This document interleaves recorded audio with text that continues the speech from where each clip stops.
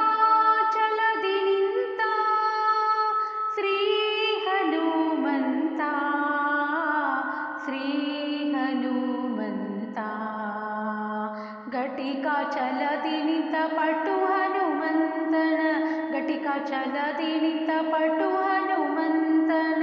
ಪಠನೆಯ ಮಾಡಲು ತಟದಿ ಪೊರೆವೆನೆಂದು ಘಟಿಕಾಚಲದಿ ನಿಂತ ಶ್ರೀ ಹನುಮಂತ ಶ್ರೀ ಹನುಮಂತ ಚತುರ್ಯುಗದಿ ತಾನು ಅತಿ ಬಲವಂತನು ಚತುರ್ಮುಖನಯ್ಯನ